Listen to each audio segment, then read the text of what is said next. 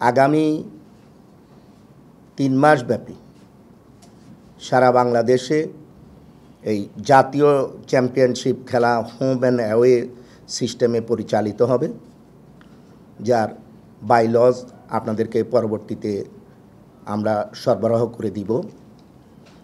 এবং জাতীয় চ্যাম্পিয়নশিপের ন্যাশনাল সিনিয়র টিমের পরে খেলার মাঝামাঝি পর্যায়ে আমরা আন্ডার 17 এবং এরপরে আন্ডার 15 ওমেন্স খেলা শুরু করব।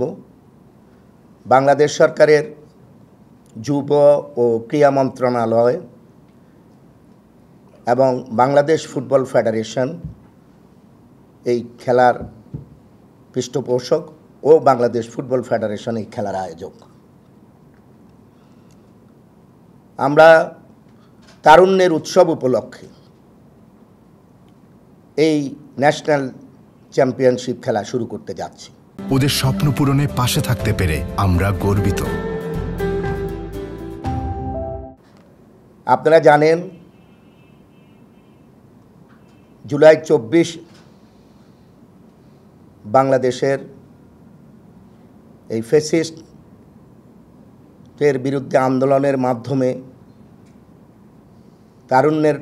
তরুণদের প্রাণের বিনিময়ে নতুন বাংলাদেশ বিনির্মাণ হচ্ছে। শহীদদের উৎসর্গ করেই এই তারুণ্যের উৎসব।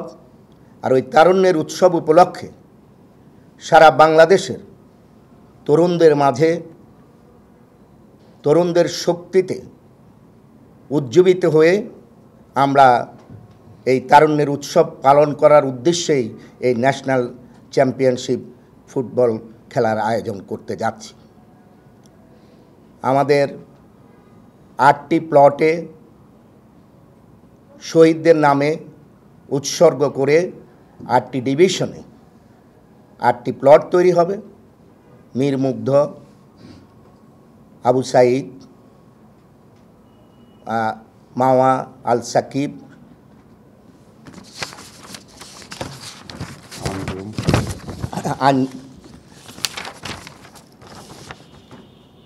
মীর মুগ্ধ, মাহফুজুর রহমান মুগ্ধ, নাফিজ হোসেন মাওয়া, মোহাম্মদ ওয়াসিম, সাকিব আঞ্জুম, আবু সাইদ মিয়া, সাকিব রায়হান, আবদুল্লাহ আল বাহার ও গোলাম নাফিস। সারা বাংলাদেশে এই 8টি প্লটে আমাদের 64টা ডিস্ট্রিক্ট খেলবে। আমরা এই শহীদদেরকে উৎসর্গ করেই এই 8টি প্লট তৈরি করেছি এবং জুলাই ফাউন্ডেশনের থেকে আমরা এই প্লটের নামগুলো অনুমোদন নিয়েছি। আশা করি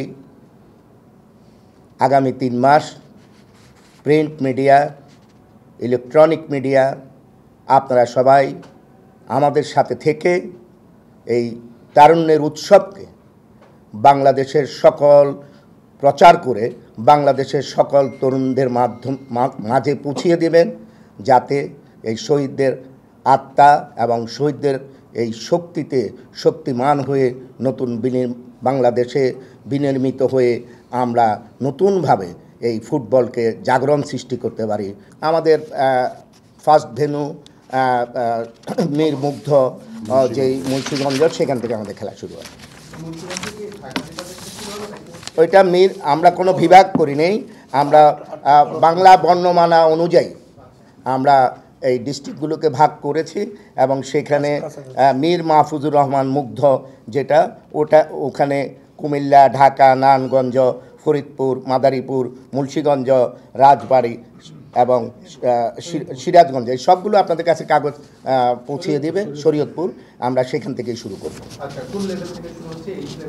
না, আমরা তো আপনাকে বলেইছি এটা সিনিয়র লেভেল থেকে, ডিস্ট্রিক্ট সিনিয়র লেভেল শুরু করব। এরপরে আমরা পর্যায়ক্রমে আন্ডার 17 এবং এটা মহিলা আন্ডার 15-এর এজ লেভেলে চলে যাব।